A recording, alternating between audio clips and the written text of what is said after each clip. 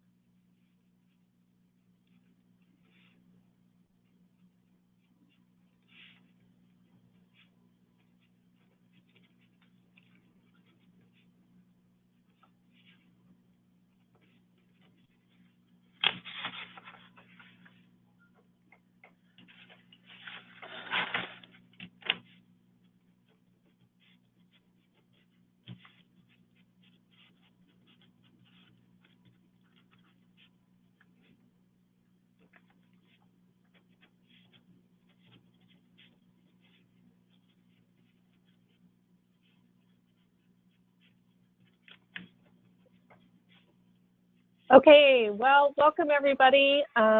This is the Mobility Mentoring Direct Service Staff webinar for January. We're really happy to have you all on the call today. I'm really excited to hear what Nikki Ruiz has to say from Empath. I'll be introducing her a little bit later. Just as a reminder, we do record these webinars. So you are all on mute right now, and that's just so we can prevent the background noise or anything that might disrupt the recording. But if you feel like you want to say something or you have a question that you want to ask us, we really want you to feel free to do that. There are two ways you can do that. One way, you can raise your hand, and that signals to us that you have a question you want to ask. And then we can unmute you and you can ask your question, or if you prefer, you can just type your question into the question box, and then Jeff, who is with us, he will be able to read that and he will read it back to us. So with that being said, I just want you guys to know who's on the call with you today. So it's me, Carrie Beamer. I am a pre-K specialist with ECAP at the Department of Early Learning. And also on the phone with us, we have Jess Robertson, who is a pre-K specialist with ECAP as well. And then with Empath, today we have Nikki Ruiz. She is here with us, and she is going to be our guest speaker today, talking about the mentor-participant relationship. We're going to talk about coaching a little bit. She'll probably dive into a little bit about executive functioning, and then we've left a little bit of time at the end for questions and closing and some comments that you all may have. So with that, I'm going to turn it over to Nikki, and let me make sure I'm going to give you control now of the webinar. Great. And are you seeing my screen now? Is it all working? I believe, Jess, are you? Oh. Yeah, I believe that it should be your screen. You should be good to go. Okay, great. All right. Thanks, everybody, for having me today. My name is Nikki Ruiz Luzuriaga. I am a staff person at Empath. I've been with Empath since 2009, mostly focused on children's and family issues here. And I've just worked in a variety of different roles since I've first been here. So what we're going to focus on today is executive functioning and the sense of self in the mentoring relationship. And it's going to be a little bit broad, but we are actually, I was able to talk with Carrie a little bit about some specific things that might be helpful. So we will get specifically into how to coach around some of the more specific executive functioning challenges that folks may have. So we'll hopefully do a little bit of a broad overview, but then dive deep into some sort of examples. So just to get us started, I want to remind folks what executive functioning means, because it might have been a while since you've had a training or since you've learned about these things. So executive functioning, also called self-regulation, also sometimes called core competencies or core skills or soft skills. There are lots of different names that these things can go by, but generally what folks are talking about when they talk about executive functioning or self-regulation is how we organize and plan things, how we juggle our priorities and shift between different priorities, knowing that people have lots of different things going on. How do they decide which thing to focus on? How we remember things, just memory, working memory, how we react to things. So that's a big part of like emotional regulation, is, how strong or kind of intense our reaction to things can be. And then how we get things done, how we kind of not just plan, but also follow through on our plans. And so obviously this set of skills is super important for lots of different domains of people's lives. Obviously very important for succeeding in school, at work, for managing finances, and for caring for children. So, parenting, obviously important to have really strong executive functioning skills. And because these skills are so important and they're so kind of integral to many different domains, that's really why we focus on them. And so, again, this is really just an overview for folks. Some folks may remember this well from training that they've had in the past, but stress really affects our executive functioning skills. So this is a picture of the brain, and deep within the center of the brain, that sort of circle in the center of the brain, is something called the amygdala. And when we are stressed, that starts to fire, right? It starts to send off these really intense signals. And that firing effectively sort of shuts down a part of our brain right in the front, right behind our foreheads, which is called the prefrontal cortex. And that prefrontal cortex is really responsible for all of our executive functioning, self-regulation skills. And so when we are severely stressed, we go into what's commonly known as fight or flight response. We have added a third one, which is generally kind of agreed upon as being kind of the important third piece to this, which is freeze. Sometimes we'll freeze up when we're under stress. But basically, our mind goes into kind of overdrive saying, I got to get out of this situation. I have to, this situation is really stressing me, and I need to figure out a way to get out of it. And so all of the other things that we might be thinking about in the front of the brain, in the prefrontal cortex, which is that planning and organizing and all those nice things, we're not able to do that as much when we are stressed. And this is important to remember because the participants that we work with oftentimes have a variety of significant life stressors. So thinking about the folks who you work with, you can probably think about the stresses that they specifically are, kind of having at this moment. But these are some common ones, right? So poverty, just not having enough money and having to make decisions about, am I going to pay the electric bill or get groceries right now? Those really tough decisions that poverty kind of forces upon people are very, very stressful. Not knowing if, during the winter time, you're going to be able to afford to have your house heated and your kids be warm enough. That's very stressful for people. Health and mental health, that can be a participant's own health or mental health or a family member's health or mental health. That can be a really stressful thing, obviously caring for somebody, a loved one who is sick or otherwise, in needing of care. Homelessness and eviction is a big one among the people that we work with specifically, and probably something that you've seen a fair bit of as well, just with the high housing costs in various parts of the country, and the lack of affordable housing. That's obviously a significant stressor if you're not quite sure where you're going to sleep tonight. Very stressful. Domestic and community violence. So obviously any kind of like real violence that's going on around you is very, very stressful. Racism is another kind of stress that people come into contact with on a daily basis. And, you know, of course, along with racism, classism, sexism, heterosexism, all of these things that, you know, people start to feel threatened because of who they are, right? That can be very, very stressful for folks. And finally, children's needs.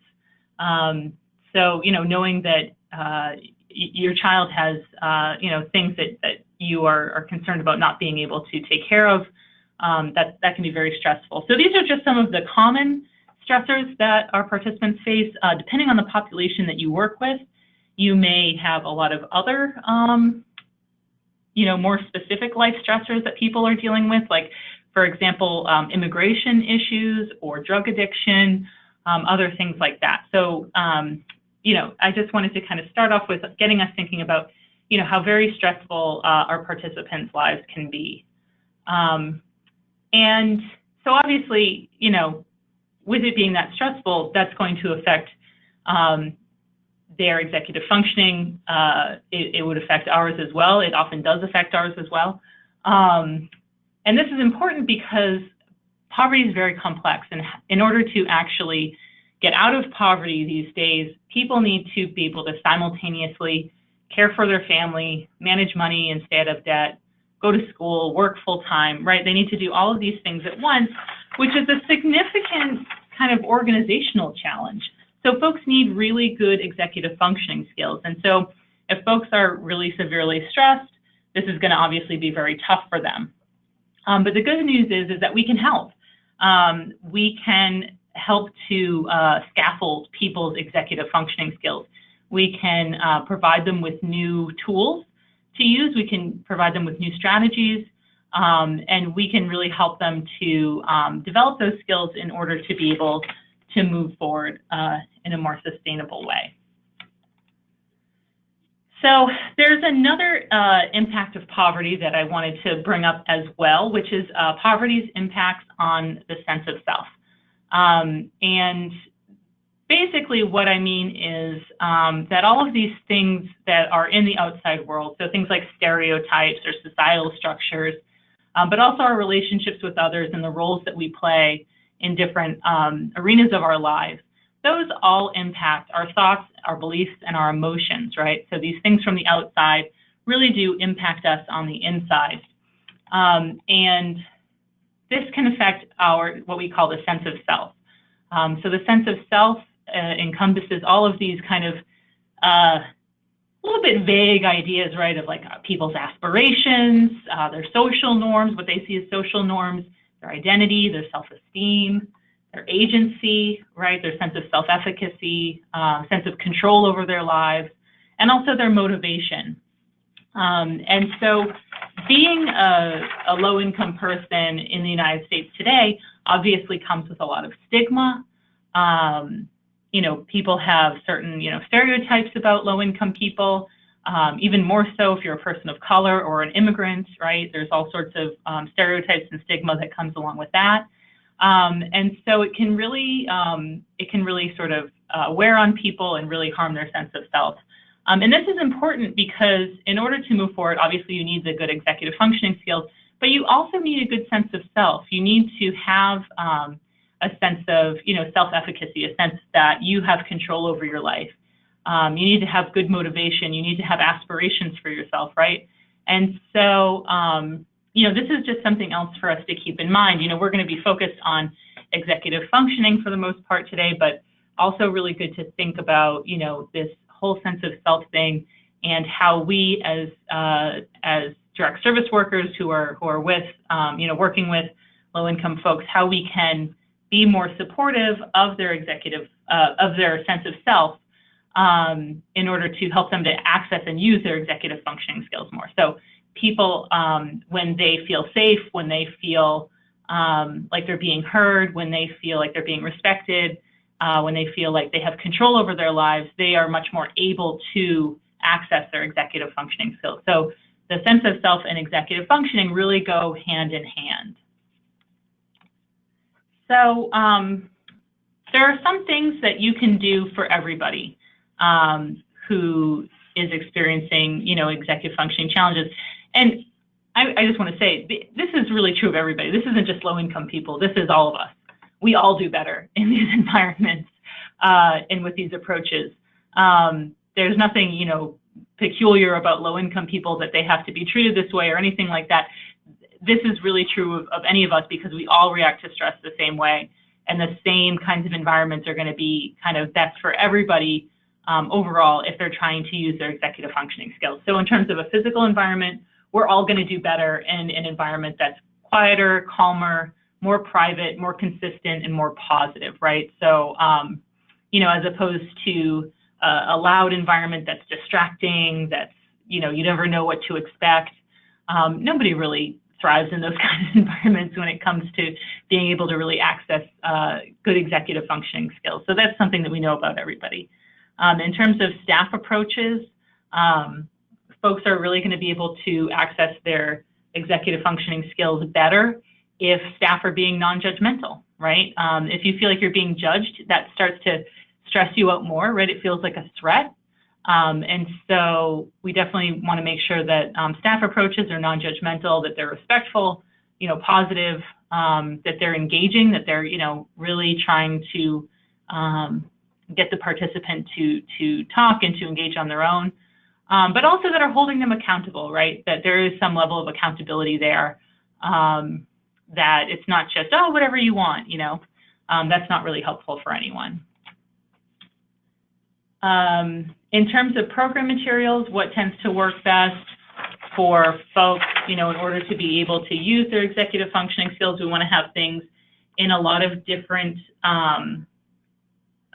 formats. So both verbal, telling people things verbally, but also having it written and maybe having a visual for them, and keeping them really simple. So, this says limited jargon and data, but even just, making sure that you're not giving people stacks of papers to look at. It's really too much for anybody to handle. I know that most of my mail goes in the garbage because I just can't even sort through it half the time. But yeah, keeping things very, very simple for people is helpful. In terms of program access, keeping things easy to access, making it easy to get to, bundling services as much as possible, right? So that people don't have to have the additional stress of going from place to place, trying to find what they need, as much as possible, being able to provide people with a bunch of the different things that they would need within one place. And then finally, staff training, making sure that staff are informed about how to best support executive functioning challenges. And that's what we're really going to talk about today. So in addition to the general guidelines that we just discussed about, generally how do we help people utilize their executive functioning skills, what are the environments like and things like that, there are also some more specific ways to help. And so in order to get specific, we have to first sort of assess the person that we're working with, the participant that we're working with, assess the executive functioning challenge that they're having. And so how do we do that? Well, first, you can use your own experience with the participant. So if a participant comes to you and they're always a little late to your meetings and they, they come and they have like their papers are all over the place and they never quite know like where things are, things like that, you might say, oh, okay, I can tell this person has a little bit of a challenge with organization, right? You can kind of tell by your experience with the participant. But you can also ask the participant, what's gotten in the way before? And so we're going to talk in a minute about somebody who has a little bit of trouble with follow through. And so, you can talk with them about, have they ever tried before to do this kind of goal? And how did it go for them? What got in the way? What have been barriers for them before? Lots of different ways to kind of ask around that. But you can also use a tool. And so in our trainings, which I think most of you have been to, or some of you at least have been to, we use the executive skills profile, the adult executive skills profile. And if folks are interested, I can definitely send that out after this to Carrie, and she can distribute it to everybody. But the adult executive skills profile is a really simple assessment that folks can take on their own, or that you could do with them, and just to kind of assess, what are my strengths and what are some of the challenges that I have with my executive functioning. And that's something that can be used with participants. But overall, the thing to remember is just to be curious and look for patterns. And this is not, a diagnosis, that we're trying to do. We're not trying to, say that anybody's, got something wrong with them or anything like that. It's just that we all have strengths and challenges when it comes to executive functioning. And we can use some of our strengths in order to offset some of our challenges. And then also staff can kind of keep in mind, what are some of the challenges that this person's having, and kind of alter their practice or kind of make their practice more specific to the person that they're working with. So we're going to talk through a couple of examples right now about how you would actually do that. So say that we have a goal of save, $300 by December 20th. And let's say that we have 4 women, and they're 4 identical women. We have Odetta, Emily, Gladys, and Susie, and say, they're 4 women, they each have the same, number of children, income, whatever, and they all have the same goal of saving $300. The way that we are going to approach that goal is going to be different depending on the executive functioning challenge that that person is experiencing. So you can see down at the bottom, we have these different challenges that they're having, and we'll go by one by one. So Odetta is the first one, and her executive functioning challenge is organization. So first of all, what would that look like? How would you know that that was the issue? So maybe Odetta, like I said in the example I was talking about before, maybe she comes to your meetings late. Anytime you ask her to complete any paperwork or anything like that, it's kind of a mess. Maybe she kind of has things crammed into a purse or a folder or something like that, but it's all kind of, disorganized. And so, she's a person that organization is just a challenge for her. So some ways to deal with that, some strategies for her in her life that could help her with this goal would be things like setting up an auto pay, right? So if she wanted to save money, she could just set it up. If she was working, she could set it up so that her money goes directly from her paycheck into her account, and she doesn't even have to think about it. That's a nice way to, get over an organization challenge, is just automate it, right? She could set reminders for herself to review her account.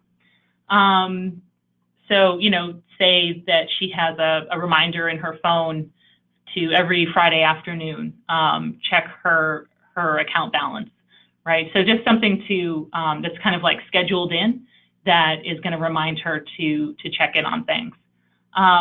And then finally, maybe some rules. So maybe Odetta wants to only ever use her debit card for purchases, so that number one, she can't rack up, credit card debt, and number two, she can keep track really easily of all of the purchases that she's made because she can just view it online, right? So setting up maybe some rules for herself, that can help folks with organization challenges. You don't want somebody like Odetta to have to, keep track of all of her receipts. That would just be, she's not gonna want to do that.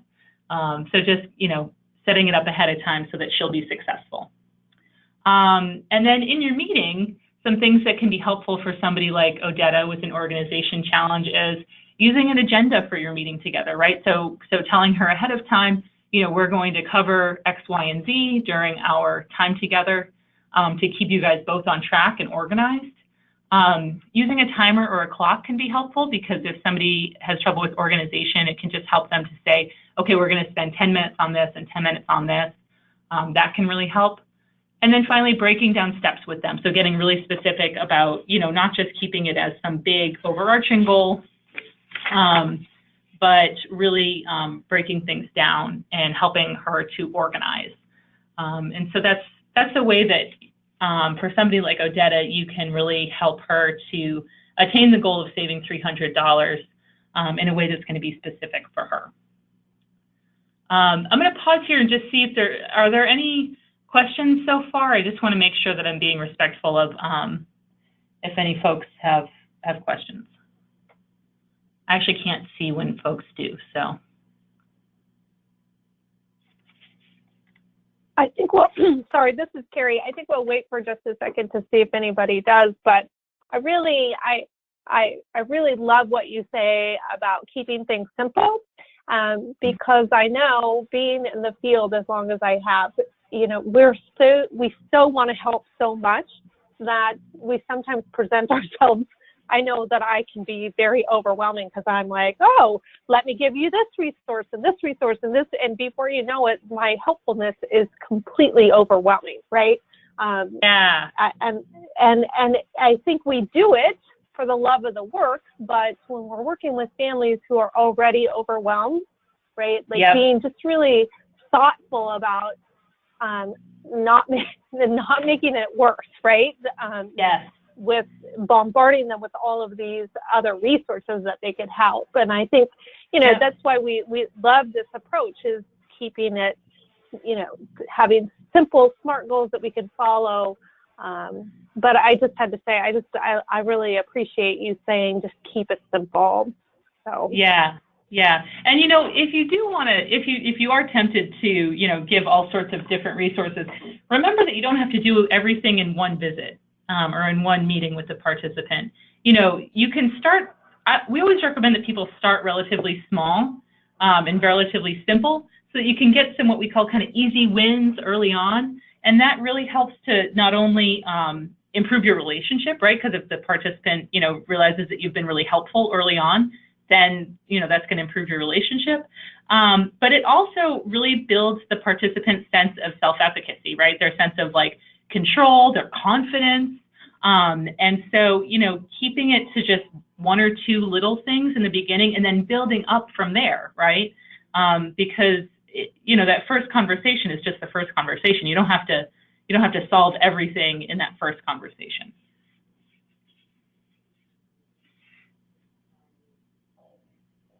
Great. So were there any other questions at this point? I can move on.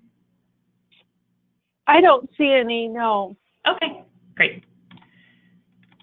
Great, so we'll move on now to our next participant, whose name is Emily. And Emily's EF challenge is emotional control. So what might emotional control challenges look like? So Emily is maybe somebody that you've seen come into your office, and she maybe, you know, talks a mile a minute about, you know, a fight that she had with her boss at work, and she was really going to go tell him where he could go, you know, and, you know, she really can kind of like go off in these ways, like really kind of quickly, has kind of a hair trigger, it sometimes seems. Maybe when you talk with Emily about, you know, things that have tripped her up in the past, she talks about, you know, maybe she tried to go back to school, but, you know, she got in a fight with the teacher and she really didn't like them, and so she quit. Or, you know, she's a person that tends to, you know, have these kind of emotional kind of outbursts, right? Things that are like really difficult for her to control. So for her, if she really wanted to save her $300, some of the things that you might talk with her about would be, you know, first off, thinking about some stress management skills, because, you know, that's what's happening with somebody when they have those kind of emotional outbursts is like that's stress coming out. And so are there ways that she can start to manage her own stress so that it doesn't get on top of her like that? And then thinking of other ways to sort of let go, right? So sometimes people use spending money as a way to kind of like let off some steam. And she might be doing some like emotional spending, you know, like when she gets, you know, upset or frustrated or angry or anything like that, she might be, you know, we see that a lot in participants is, you know, then they, are more apt to save, more apt to say, oh, forget about it. You know, this goal doesn't really matter that much. I really need, you know, whatever I need right now. And so, you know, helping her to think about other ways that she can kind of blow off some steam when she's having those feelings. And then making like really specific plans for purchases and ways that she's going to be purchasing. So definitely doing budgets and helping to figure out like ways that she can do that. In the meetings that you have with somebody like Emily, we want to make sure not to allow too much time for venting. I think that, you know, as people who want to help, we have this idea, there's this idea in the kind of helping community about, you know, oh, you have to let people vent. Really, you don't. And I don't really think that it does people much good, because venting is just kind of reinforcing like kind of negative pathways for people. It's helping, it really just helps them to like focus on the negative, right? Whenever they're venting, they're talking about like the negative things that have happened. And one, I mean, I would never suggest that you just cut them off and say, you know, we're not going to talk about that, because you want to maintain the good relationship. But as quickly as you can, helping the participant to calm down and refocus on their goals. And so helping somebody like Emily, you know, kind of take a deep breath and, you know, kind of refocus on what you guys are there to talk about today, rather than just kind of going off on, you know, the crisis of the day. And then the other thing that can be helpful for somebody like Emily, you know, if she's having one of these conversations of like, oh, you know, my boss, we got in a fight and I just want to go tell him, you know, blah, blah, blah, you know, go tell him to shove it, et cetera, et cetera. So, you know, engaging them in conversations about, well, so what would happen? What might happen if you told your boss that?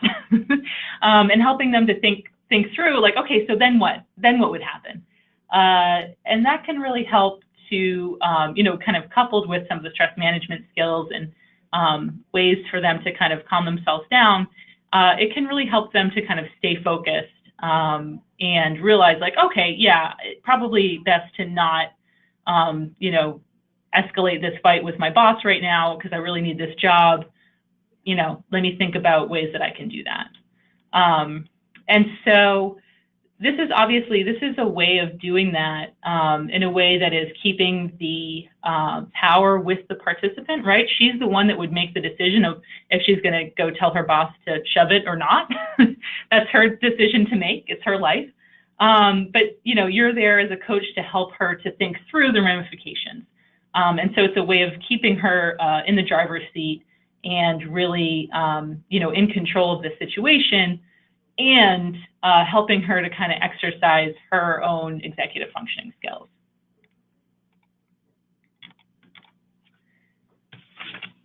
Great. So the next person we have here is Gladys. And Gladys's executive functioning challenge is goal-directed persistence. And so what would that look like in practice? So maybe Gladys is somebody who has been back to school 3 or 4 times. And, you know, majored in different things. That's something that we see often is, you know, people who, you know, they went to school once and then they didn't succeed and then they kind of go back and they go back. And they have trouble sort of like completing. Or she's somebody who, you know, in your meetings, you have kind of seen her set a number of different goals with you, but she hasn't actually completed any of the goals. Maybe she set a whole bunch of different goals that are all really meaningful to her and that she said that she really wanted to do, but she didn't actually complete them. And that's something we see very often. This is very common. It's hard to be persistent. And so in life, some of the things that can help somebody like Gladys is doing some writing down of things, engaging her in like a writing exercise. So get her writing about her goals and, you know, why she really wants to complete them. That can help with motivation. So, you know, if she does really want to go back to school, help her to, you know, encourage her to kind of write down, you know, why she wants to do that and what she'll get out of it and what's her real motivation there. So that's something that that you both actually can kind of refer back to in the future when she's, when her motivation starts flagging. Sometimes creating a reminder schedule can be helpful. So, you know, maybe she can schedule in her phone things to remind her about her goals. to go back to the main goal that we were talking about of saving $300, you know, she could just put in a reminder schedule for herself to check her account balance regularly to make sure that she was on track. And then finally, some visual reminders can be helpful for folks who have goal-directed persistence. So maybe maybe Gladys really wants to save this $300 because she is concerned about, you know, what would happen to her child if, you know, something happened, and she wants to set up kind of a nest egg to make sure that her child is well taken care of. So maybe, you know, having a picture of the child, you know, in a place that she looks at regularly where she can kind of refer back to that as being like her motivation. In the meeting with somebody like Gladys, you really want to celebrate and acknowledge each little win. So, because that's going to help really build some momentum. So like I was saying earlier, if you can get some easy wins or goals in the beginning and really celebrate those and acknowledge those to kind of keep her really motivated, that's great. You want to make goals very specific and meaningful. So focusing on the S and the M in the SMART goal criteria, right? Specific and meaningful. Making sure that she's not just setting goals because she thinks that you want her to, because that can really sometimes happen with participants, is they think that we want them to set certain goals, and so they end up setting them, but they're not actually very meaningful to them. And so, you know, making sure that the goals actually are meaningful to the participant. And then finally, following up often with someone like Gladys. We want to make sure that she's not somebody who, you know, you talk to once and then, you know, 6 weeks later you're touching base again, because by that point it'll be too late, right? The goal might have been dropped already. So making sure that for somebody like this, that we're checking in very often. Great, and then we have Susie. And Susie, her EF challenge is sustaining attention. And so she's somebody that, you know, in the moment gets very distracted. And this is obviously very common. A lot of us get very distracted very easily, especially in this world of having lots of different, you know, cell phones and apps and other things that are distracting us every day. You know, it can get difficult. So some of the things that can help somebody like Susie in her life is just removing any unnecessary reminders or notifications off of her phone or computer or whatever she's using. You know, if your cell phone is dinging at you every 5 minutes, it's very distracting. So making sure to turn off notifications that are unnecessary. Encouraging her to use white noise or music to remove distractions, you know, when she's trying to do work, you know, so that if there's noises that those are getting kind of covered up. And encouraging her to organize her workspace and her schedule and things like that to really kind of remove distractions as much as possible. So keeping things kind of cleaner and more organized can really help to remove distractions as much as possible. And then in her meetings, things that will help her in meetings will be to get very specific about dates for follow-up. So making sure that you guys have set up, you know, here's what we're going to do, getting really specific about that. Making sure that your space is very quiet. I mean, that's good for everybody, but especially for somebody like Susie, making sure that, you know, there's not a lot of distractions in the space that you're meeting in, which can be difficult, obviously, in all of our environments, but trying as much as possible. And then helping her with organization skills. And so maybe somebody like Susie, it's good to go through and help her to organize her schedule or something like that. You know, look together at what her schedule looks like, just to help her think about, you know, what that looks like. So I wanted to remind us of the green edge of the wedge, which is something we talk about a lot at Empath. But the idea behind this is just simply that folks can only be paying attention to one thing at once. And so they can either be focused on crises or they can be focused on goal attainment, right? And a lot of the times when we are stressed, we get very sort of like taken by the crises, and it is much harder for us to redirect ourselves back to the goals attainment. And again, this is true for everybody. This is true of you and me. So this is not just our participants. But we have to keep this in mind. And so our job as people who work with our participants is to help them to refocus on the goals. And so we know that when folks come to us, they're going to be mostly kind of focused on crisis oftentimes, but over the course of our working with them, we want to eventually move them to a place where they're focused more on goals. And so the way that we do this, you know, if somebody comes to us and they're in crisis, number one, helping folks to sort of figure out, you know, is this really a capital C crisis that we really need to address right now, right? So helping them to think about, like, how much of a crisis is this really, number one. Number two, is this something that we can actually do something about right now that you know, you as a worker have any control over, or is even part of your job? That's an important thing to kind of think about as well. So making sure to be very clear on boundaries with participants. You know, you have very specific things to be working with participants on. And it's not that you can't, you know, be there for them and be there to say, yeah, that sounds like a really tough situation that you're in. But you don't want that to take over your entire meeting, because if it's not something that you can do anything about, then that's not a good use of anybody's time. And so then it's a matter of being able to help them to come back to the goals that you guys have together, to what you agreed to be working on. Talking with participants ahead of time about what the agenda for your meeting is going to be is really helpful for this. If they know, okay, at the next meeting, we're going to check in on these goals, or we're going to do this assessment, or whatever it is, can really help to bring them back from the edge of crisis when you're in the meeting with them, and say, okay, you know, that sounds like a really tough situation. I'm sorry that there's not really much that I can do about it, but I'm, you know, I really see that it's something that's tough for you. You know, are you ready to move on? Because we don't want to just force them to move on if they're not ready.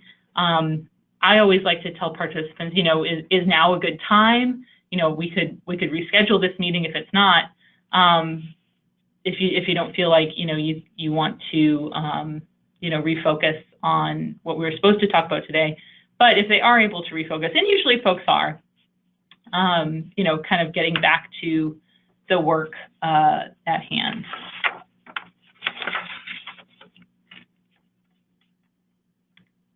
So actually, I'm going to pause real quick and see if folks have questions about this, or about the scenarios that I talked about before with the 4 different participants.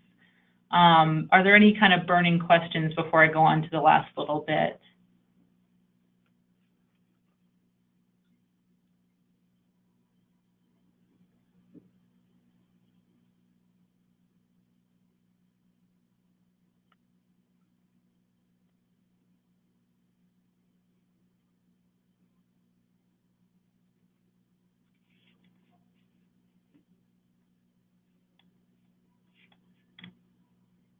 Okay. Yeah, I don't see anybody with their hand raised, but don't be shy. If you do have a question, Nikki's about the best person on the planet you can ask it to. So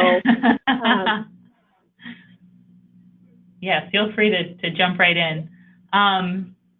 Okay, so the last piece that I wanted to talk with folks about is self-care, because in order to be in a place where we can really do the nuanced, sensitive work of, number one, assessing where somebody's having an executive functioning challenge, and then 2, responding to that challenge in a way that is respectful of them, is going to build up their own sense of self, is going to end up making them, you know, more successful in life.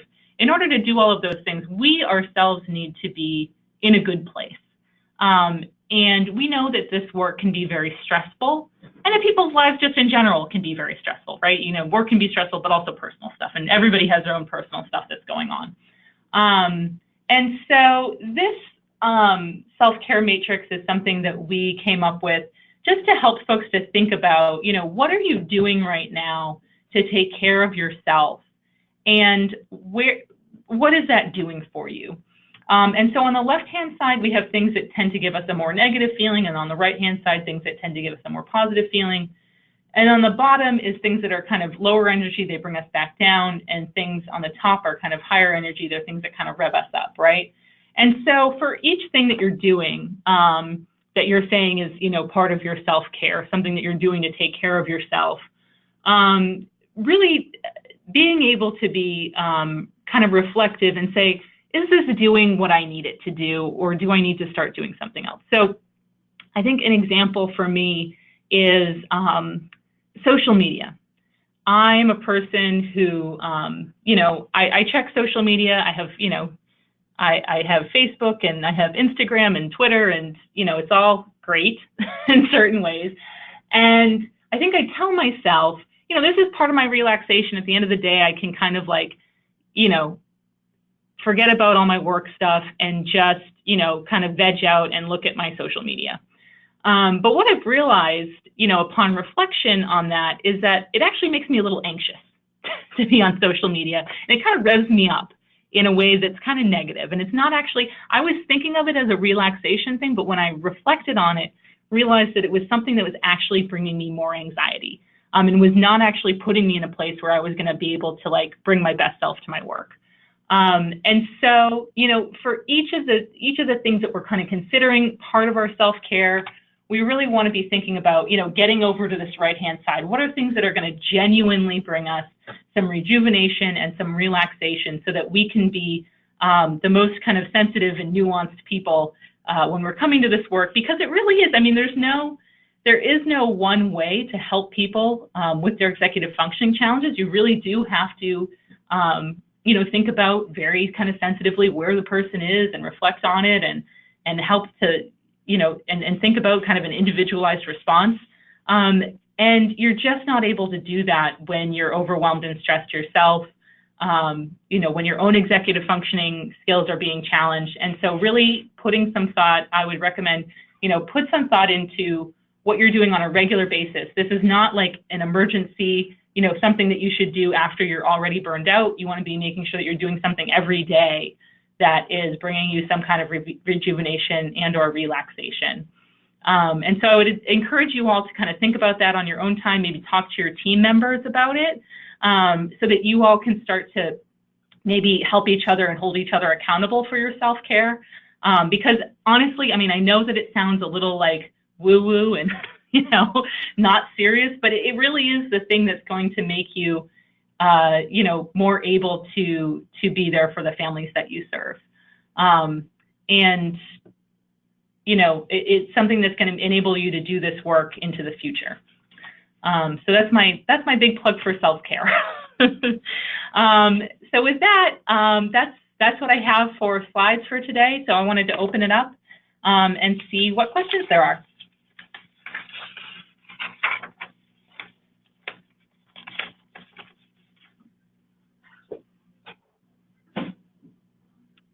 And remember, if it's easier just to raise your hand and you just want to, instead of taking the time to type out a question, you just want to ask us, we can do that. We can unmute you so you can ask your question. All right, it looks like we have a question from Karina. So Karina, go ahead. I've unmuted the mic. It says Karina Flores on it. There's two of them, but go ahead. Your hand is up and it's on. Just tell them you don't have a question. If you... Now you have to ask the question. Oh. So is that a no? Is that a no? I'll put it in. All right, I'm gonna go ahead and remute. Thank you.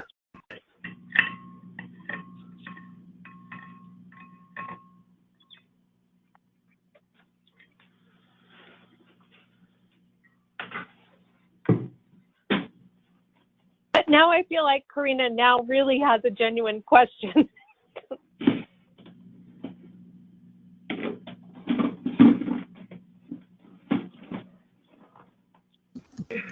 All right, go ahead. No.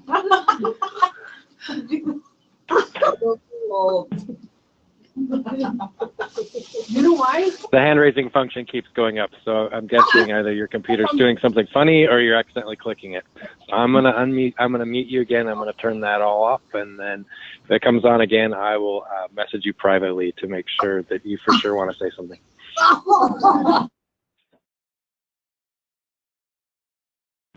I think Leticia has a question too.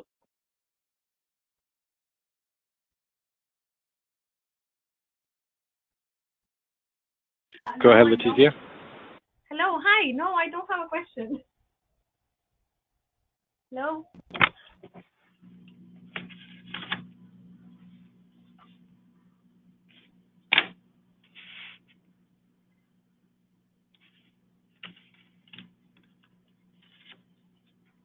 Well, maybe I will just pick Nikki's brain really quick because I know that this has come up again and again. Sort of this, you know, when we're talking about the green side, the green edge of the wedge, you know, what advice or what can you give people that it seems like you're staying in that red side longer than you want, right? Like, you've met with them, you're doing your best, but it seems like every time you're coming to the table to meet with this family, you're still more in the red than you ever are in the green. Do you have any advice for these guys about how to get people closer to thinking about being goal-oriented? Yeah, I think that first and foremost, it is a bit of a mind shift. As people who come to this work who want to help people, and I do this myself. I'm definitely guilty of this myself. So I'm not trying to, you know, say that anybody's doing something wrong or anything like that. But as people who come to the work wanting to help, it's very natural for us to want to hear the problems of others and to think about what we can do to help and to try to advise them and try to fix it. But the fact of the matter is that we cannot fix all of our participants' problems. There is absolutely no way. And in fact, a lot of the issues that we have, we have nothing to do with them. And there's not even like smart ways that we can really advise them on a lot of the stuff that they're having issues with. You know, when they're having interpersonal issues or, you know, even some of the issues with different systems. I mean, there's just very little that we can actually do. And so I think that there's a bit of a mind shift that has to happen in terms of thinking about how we can be most helpful to participants and really thinking of it in terms of respecting their time and respecting, you know, wanting to give them the most, provide them with the most useful thing in the time that you do have together. And so if you can kind of prioritize that and reframe it that way, so that then it doesn't feel so rude to say, okay, you know, I hear that this is a really big issue for you, and I'm wondering if we can get back to what we said we were going to talk about today, because I think it's going to be really helpful for you. You know, it ends up shifting the way that conversation feels once you have the mindset of, you know, here's how I can be helpful. You know, we can't possibly, you know, be all things to all people and end up solving all of their problems. But if we can think about, you know, what are the things that that I know a lot about, that I can actually help with, and that is actually part of my job, you know. I was talking with a staff person the other day, and you know, she was telling me about a conversation that she had with a family, and I said, you know, that sort of sounds like family therapy, you know, like that's kind of edging into like the family therapy realm, and that's not actually what we do, you know. And so helping folks to kind of, you know, and for folks who are on the line who are direct service staff, you know, really thinking through like, what is my role with this family? What do I hope to accomplish with this family? And, you know, understanding also like, what are the other resources out there that I can be pointing them to? Because I know that I can't do it all myself. And so making sure that you have, you know, resources that you know about where you can, you know, direct folks for the other pieces that you know that you can't be doing yourself. I hope that's helpful. Thank you. Yeah, so Sherry asked a similar question. I didn't see that you had typed that in the box. So, Sherry, if you just want to type into the comment or question box, did that answer? Was that sort of what you were thinking along the lines that I asked Nikki? She already actually answered me. I sent her a private message and she said yes. Oh. So I think we're good. Perfect. Yep.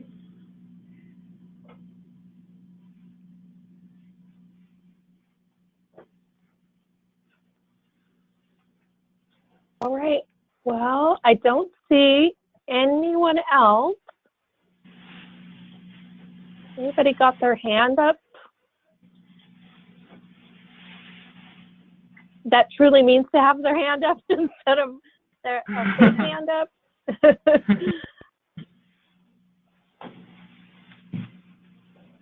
All right. Well, Nikki, thank you so much. This was really, really helpful for a lot of people. I really appreciate your time, and hopefully you're going to be staying warm today back there in Boston. And again, thank you so much to everybody on the call. As usual, if you have any other questions that you think of during the week, and you can always email me, and we will see you guys in a few months. Great. Thanks so much for having me today. Thank you, Nikki.